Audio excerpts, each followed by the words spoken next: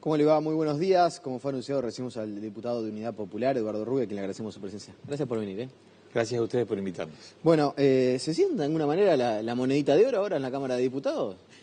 Ni tanto. Pasaron a tener una relevancia, yo no sé si decir impensada, pero de alguna manera todos se pelean por ese voto 50. Sí, yo creo que hay ahora una nueva realidad en el Parlamento. Creo que es una buena nueva realidad que va a generar un mayor nivel de debate, de intercambio. Pero la importancia del voto de la Unidad Popular creo que está marcada por una actitud de coherencia, no personal, simplemente la traducción en la práctica parlamentaria de lo que es la línea de trabajo político, de conducta política de una fuerza que recoge el programa histórico de la izquierda y que lo hemos traducido en proyectos de ley, que lo hemos traducido en una oposición firme a todo aquello que implique avanzar en la construcción, en la consolidación de una política neoliberal y que de alguna manera se va transformando en referencia para sectores cada día más amplios de la población. Entonces, claro, ahora, y sobre todo de cara a un presupuesto, que cuando se planteó esto en el primer año de esta legislatura, cuando el ministro Astori nos plantea que va a plantear un presupuesto a 2 años, nosotros planteamos que iba a generar prácticamente la reedición de una discusión muy fuerte al segundo año de este gobierno. Creo que en ese momento... ¿Se estará arrepintiendo Astori en este momento? Sí, yo qué sé. No quiero interpretar los sentimientos de Astori. Ciertamente es más difícil aprobar el presupuesto ahora que con la realidad de hace 2 años. Nunca pensó el Frente Amplio, porque todas las previsiones que hizo el equipo económico fracasaron.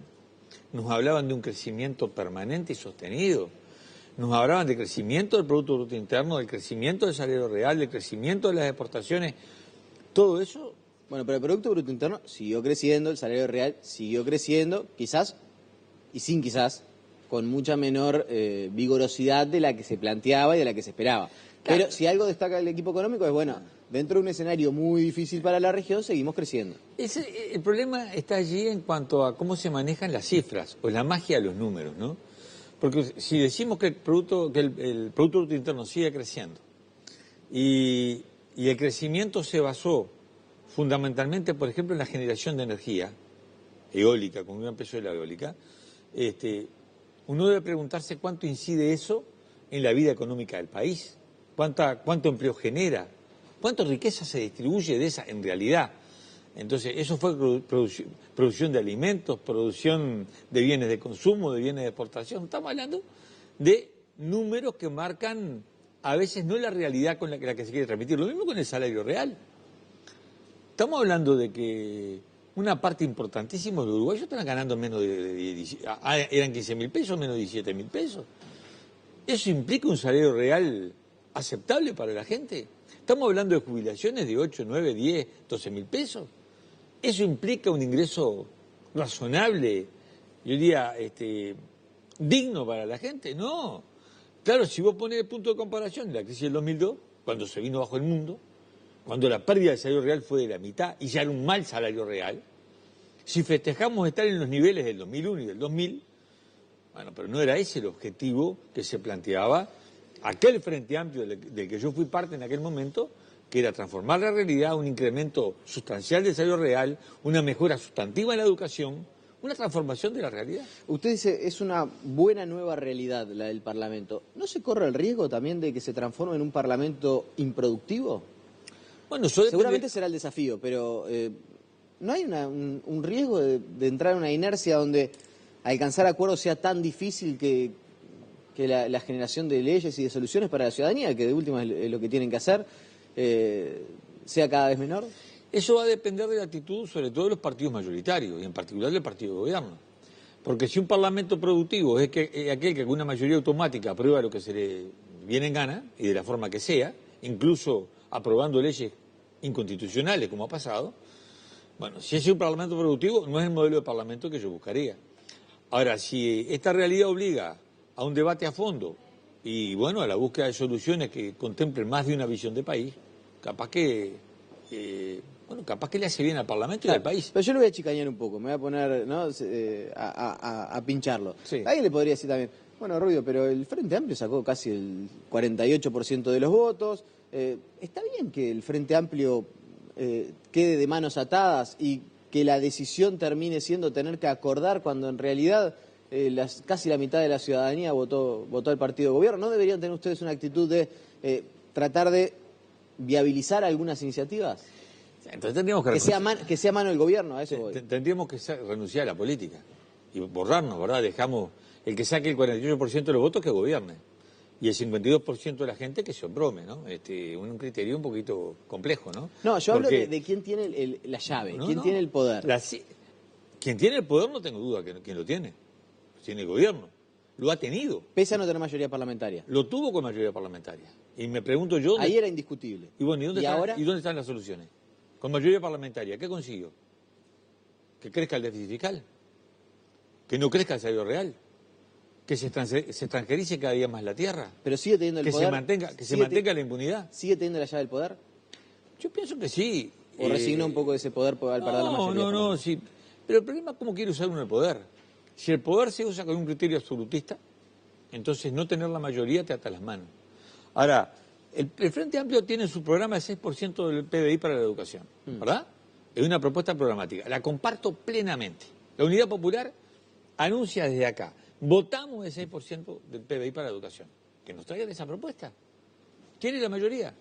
Pero para la educación, a Nepudelar, que no me hagan trampas, ¿verdad? Y ponen una bolsa de educación y meten todo, ¿no? Sí, usted ya sabe que ahí está la formación policial, entre otras. Bueno, pero y sinceremos la política, hablemos, que el Frente hable, que vuelva a hablar el lenguaje que hablaba. Si ahora viene y se dice, para el último año de gobierno se llegará al 6% del PBI de la educación en los términos que está actualmente, que ya sabemos cuál es la interpretación. No son los términos ni que están en el programa que planteó este gobierno. ¿Pero usted lo vota o no lo vota? Bueno, yo tendría que consultar con mi fuerza política si implica una mejora sustantiva. Podemos considerarlo un paso intermedio. Que si se reconoce que no es el 6% del PIB para la educación, me dicen, bueno, mira, vamos al 5,5 o vamos al 5 y si hay incremento lo voto. Pero sin trampa, ¿verdad? Porque después engañar a la gente no es la política nuestra. Si a nosotros nos dicen, mira, y si lo estamos proponiendo, vamos a resolver el tema del hospital de clínica sin una PPP. ¿En qué parte del programa de gobierno estaba la PPP de clínica? Entonces, le pido coherencia a la fuerza de gobierno. Vamos a salvar el hospital de clínica. ¿Sabe cuántos son? 10 millones de dólares por año. 10 millones de dólares por año. Es quitarle el subsidio que tienen los premios de la carrera de caballo en Marruña y en Las Piedras, que se lo da el Estado uruguayo. Le quitamos ese subsidio y tenemos clínicas de pie de vuelta, sin PPP. Que alguien me diga dónde estaban las PPP en la educación, en qué lugar, en qué programa, qué partido lo planteó. Entonces, está el voto de la Unidad Popular, lo estoy anunciando públicamente. Entonces, hay que abrir la cabeza, hay que flexibilizar de todos lados, porque nosotros decimos, no, ustedes solo critican al frente, ustedes buscan separarse del frente. No, ya estamos separados del frente. ¿Quién duda cuál es la actitud de la Unidad Popular? ¿Quién en este país que tenga medianamente información política no conoce nuestros planteos en materia de política internacional? Recientemente estuvo el debate por Haití, en materia de política económica. Hemos hecho decenas de propuestas en cada presupuesto, hemos presentado 12 proyectos de ley. Todos conocen nuestra posición, pero no tenemos ningún complejo de votar. Si el Frente Amplio nos trae una propuesta en el marco de estas soluciones de fondo, de dar nuestro voto, como tampoco lo tenemos si vienen de otro partido. Eso le iba a decir, porque en las últimas semanas se conoció y fue público notorio que desde la oposición, y en particular es Luis Lacalle Pou el que está haciendo punta con este asunto, dice, tenemos una nueva oportunidad, una buena nueva realidad parlamentaria, recojo sus palabras, y tenemos ganas de generar un espacio en el cual, bueno, si hay un proyecto de Unidad Popular que nosotros podemos llevar, vayamos y votémoslo. Ahí le van a pasar el problema al Senado, seguramente, ¿no? Que ahí el Frente Amplio sigue teniendo la mayoría, pero bueno, en fin. Ahora, lo que también queremos es que la Unidad Popular, el Partido Independiente, el Partido Colorado, lleven adelante iniciativas nuestras. ¿Usted está dispuesto a generar ese ámbito de diálogo y eventualmente acompañar propuestas, por ejemplo, del Partido Nacional? Mire, lo que nosotros no somos un bloque de oposición a este gobierno homogéneo. Acá hay oposiciones de signos muy distintos. O sea, el Partido Nacional, el Partido Colorado... Heterogéneo, entonces. ¿Cómo? un bloque heterogéneo, como con varias posiciones totalmente distintas. heterogéneo. Hoy me decían en otra medio de prensa, bueno, pero usted ha votado junto con los partidos de la oposición de la derecha tradicional. Por ejemplo, ha votado contra el presupuesto. Sí, es un voto igual en el sentido que es negativo, absolutamente distinto en los contenidos. Yo voto en contra de estos presupuestos porque no tienen inversión pública, porque no avanzan en presupuesto para la educación, porque no se juegan en un sistema estatal de salud, ¿verdad? Son las propuestas nuestras. Seguramente, o sin seguramente, los otros partidos votan en contra porque quieren más liberalización, menos inversión pública, más recorte fiscal. Son contenidos distintos. O sea, no hay un bloque de oposición homogéneo, hay una oposición de derecha que en realidad comparte esencialmente, porque lo han dicho, lo que son los lineamientos de la política macroeconómica del gobierno. Te escuchas las declaraciones de los principales referentes del Partido Colorado, del Partido Nacional, y nunca van a tener una crítica de fondo a la política de Astori. Pero usted recién deslizó como una crítica que hizo aumentar el déficit fiscal del Frente Amplio. No, claro, porque dijo que no iba a aumentar, o sea, yo dije que le erró en todos los pronósticos. Dijo que achicaba el déficit fiscal y creció. O sea, no hubo una cifra. ¿Qué no dice Astori ahora? Sí, pero la culpa no es nuestra. El problema es que hubo crisis en Brasil y en Argentina. Y bueno, muchachos, si estás en el gobierno, manejar la información, no era muy difícil imaginarse que en Brasil se avisoraba una crisis de profundidad, o alguien no lo sabía. No era muy difícil saber que en Argentina, con una campaña electoral en ciernes y enfrentando a un gobierno tremendamente cuestionado de la derecha, iba a terminar en lo que terminó. No era muy difícil. Pero voy a lo otro, a los acuerdos. Nosotros no hemos tenido problema en votar iniciativas de Frente Amplio ni en firmar proyectos que vienen del Partido Nacional. Le pongo dos ejemplos. El diputado Amarilla, cuando era diputado, después fue presidente de la Cámara de Diputados, redactó un proyecto para la prohibición del uso del fracking en todo el territorio nacional. Me lo llevó a mi despacho, lo leí, lo firmé. Y lo firmamos 14 legisladores. O sea, acompañamos, si el Partido Nacional me trae un proyecto para impulsar la reforma agraria mañana, lo firmamos, no tengo problema. En serio, tal vez si toman la de Wilson, la de Mi Compromiso con Usted, y lo traen... La de los 70. Está firmado, ya digo, está firmado. A su vez, cuando la discusión de la rendición de cuentas, la diputada Hellman plantea una iniciativa para quitar el subsidio, una parte pequeña del subsidio que tienen las universidades privadas, y le dimos el voto 50. Fuimos el voto 50. Y no tengo ningún problema en decirlo. Lamentablemente eso después pasó al Senado y los diputados de frente acordaron licuar eso. O sea, nosotros no estamos abiertos a conversar, a negociar en cuestiones y a apoyar cuestiones que estén en el marco de nuestras definiciones programáticas. ¿Y divisa algún área en el cual, por ejemplo, no sé, la diputada Bianchi nos decía hace algunas semanas, nosotros, por ejemplo, yo en educación creo que con Eduardo Rubio puedo llegar a alcanzar un acuerdo. ¿Usted imagina en qué? Si está dispuesta a votar el 6% del PBI para la educación, vamos a tener acuerdo. No, pero ya dijo que no, que con estas autoridades educativas no le da un peso más de bueno, ahí vamos a tener una diferencia, porque el problema, las autoridades educativas pasan, y pasan y pueden pasar dentro de un tiempo. Tenemos que dar la pelea por eso. Lo que no podemos poner de rehén es a los profesores, a los maestros y a los alumnos en cuanto a no dar los recursos porque las actuales autoridades están actuando mal. No, hay que dar los recursos para exigir una buena respuesta desde el punto de vista de lo que entendemos nosotros debe ser la educación. ¿Y oficialmente o de alguna manera formalmente alguien les hizo algún planteamiento a ustedes? O sea, ¿ya han conversado de alguna manera? Hasta ahora no. Hasta ahora no, y nosotros tenemos en carteras algunos proyectos que nos gustaría, en realidad. ¿Por ejemplo? Yo le pongo un ejemplo. Plan Nacional de Vivienda Popular, un proyecto de ley que presentamos casi al inicio de la legislatura, que entra a debate ahora en la Comisión de Vivienda. Es la propuesta de que el Estado se involucre directamente con una fuerte inversión en la construcción de vivienda destinada a los sectores de bajos recursos. Estamos hablando de familias que lleguen en su conjunto a una canasta familiar y que la cuota de la vivienda no supere el 1% del ingreso familiar.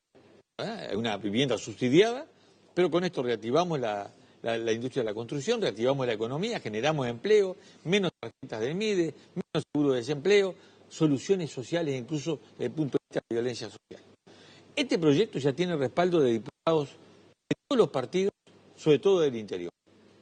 Me gustaría ver si no hay partidos dispuestos a discutir y aprobar este proyecto, porque está vinculado al presupuesto. Estamos dispuestos a conversarlo, incluso... Lo van a poner arriba de la mesa, ya está, pero en la discusión presupuestal lo van a plantear con mucha más fuerza. Lo vamos a plantear en la Comisión de Vivienda Todos los partidos lo tienen porque nos acercamos a todos los partidos, nos los pidieron todos los partidos. Es más, cuando nos visitó el reciente electo presidente del Frente Amplio, el doctor Miranda, que visitó todos los partidos y fue a la sede de la Unidad Popular, uno de los proyectos que le entregamos fue el de Plan Nacional de Vivienda Popular.